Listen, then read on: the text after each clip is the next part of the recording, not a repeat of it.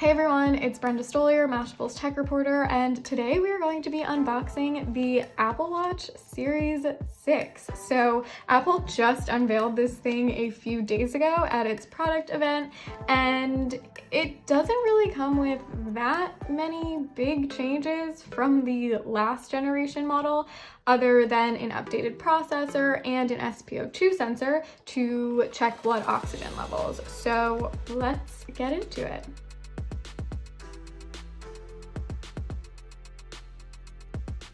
Okay, so Apple sent us the product red model, and it is in the 40mm size. So let's unwrap it. I clearly can't. I'm just gonna chuck that. Okay.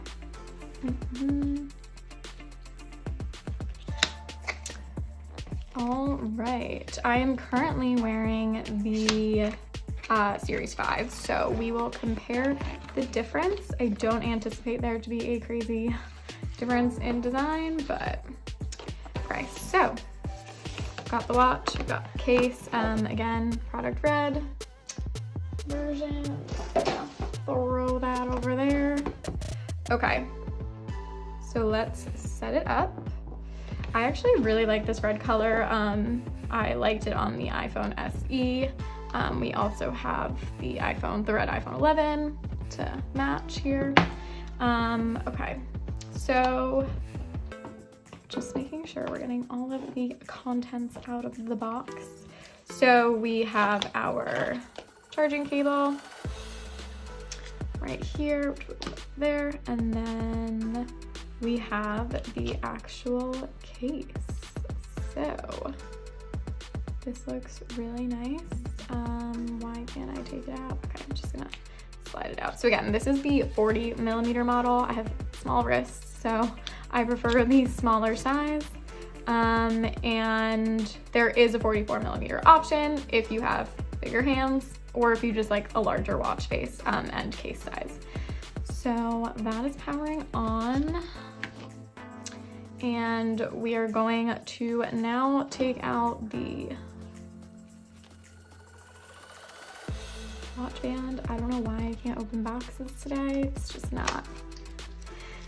It's just been a, oh, that was a fun time. Okay, it's just been a struggle.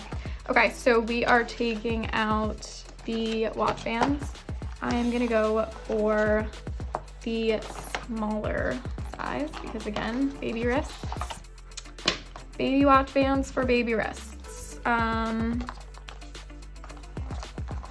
But you do get the larger one if you end up getting the smaller case, but need a bigger watch band size. So we're gonna put that over here. I never know how to pair this correctly, so just like bear with me.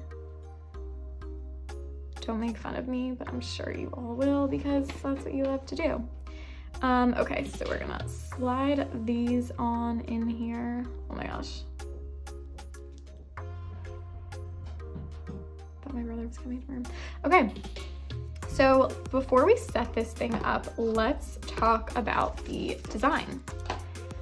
First and foremost, so again, I'm going to show you guys the Series 5 compared to the Series 6. Oh, I put this one on backwards.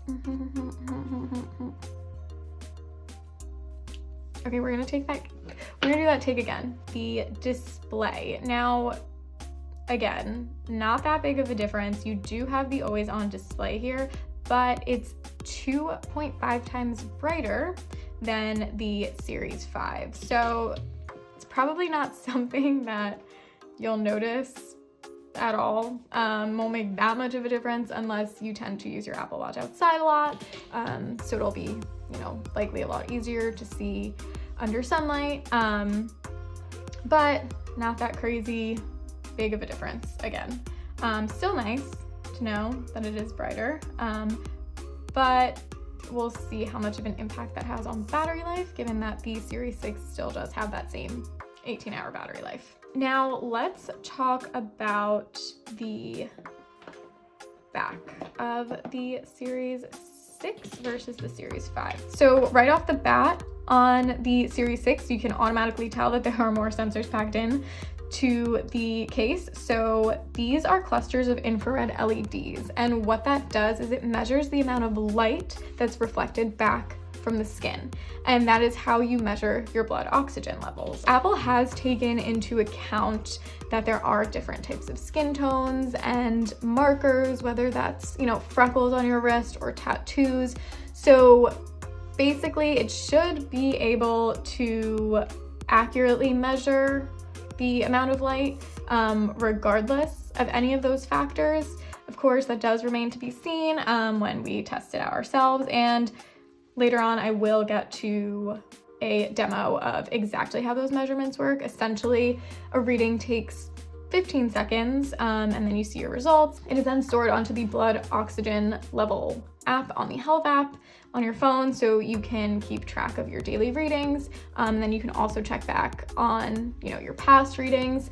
You can take these measurements manually throughout the day, but it'll also continue to monitor these levels throughout in the background. So this is especially crucial to when you're sleeping, because with this SpO2 sensor, it can help to detect early warning signs of things like sleep apnea or any critical heart conditions or breathing conditions. So throughout the night, you can, you know, check your levels in the morning to make sure that everything is okay. And it's also important to note though that while the EKG sensor on the Apple Watch does have FDA clearance, the blood oxygen sensor doesn't. Apple is categorizing this as a wellness device, not a medical device. So if it detects that your levels are abnormal based on what they usually are, they're either too high or too low, obviously you would just take these metrics to a doctor to show them. It's not here to classify any specific disorders right off the bat. So it's really important that you don't panic when this thing tells you that something is off. Make sure to just take those metrics in the app, show them to a doctor. So another thing that's worth mentioning is you can now add the altimeter. There's the always on altimeter, which can be added as a complication on your watch face. That way you can see your elevation being tracked in real time. Anyway, let's move on to blood oxygen levels. Okay, we're gonna take these ones off and we're gonna put the solo loop band back on because I very much enjoyed it. Okay, so there you go. You just put it on like so. Okay, so we're gonna go to the, okay, so make sure your watch is not too low on your wrist. The band should be snug but comfortable. I would say this band is snug and comfortable. Keep your watch facing up and try not to move. Resting your wrist on a table can help. Okay, perfect. That is why we have a table to rest my wrist on. All right, so we got this cool little graphic. Okay, just gonna. So it's counting down the seconds. Again, it takes 15 seconds to take a measurement. All right, and 1 and 0. Oh, it says unsuccessful measurement. Oh, it's because I was tapping my fingers. Okay, so basically you have to be really still, something I'm not good at. Let's try this again. All right, I'm holding still, I'm trying not to talk.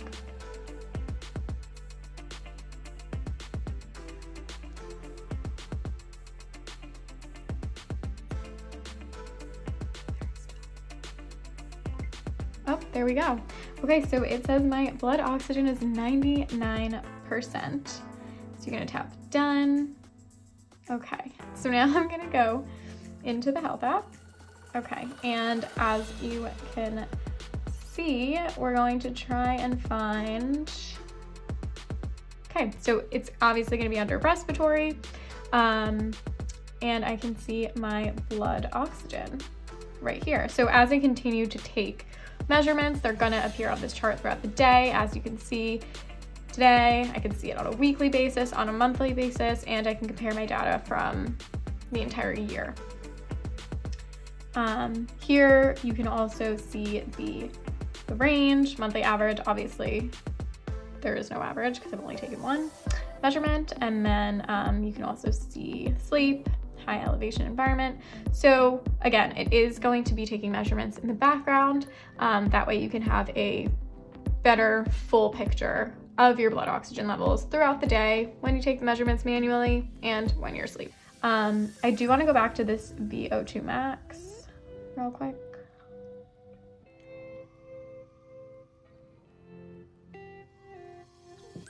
Okay, so as you can see, there is a VO2 max measurement as well. That is included in watch OS 7. So as long as you have an Apple Watch that's compatible with that, then you will be getting those VO2 max measurements, which definitely come in handy when you are working out. Gives you a better sense of where your fitness is at. Obviously, the higher the score, the better. And this will definitely help you keep an eye on it to see where you need to improve. But again, that VO2 max is part of watch OS 7. So as long as your watch has and is up and running with the latest OS, then it's not something that's exclusive to the Series 6. This oxygen sensor is exclusive. Yeah, that's the blood oxygen sensor. I'm not gonna say it's underwhelming because it's an SpO2 sensor, so I wasn't expecting this crazy exciting process. If anything, it was just as easy as taking an EKG reading. All you have to do is just make sure that you're super still. The complication is right there on the watch face, so you don't have to open up your phone and access the health app each time, unless you just want to gain a better, more in-depth sense of your reading compared to past metrics. So that just about wraps it up for the Series 6.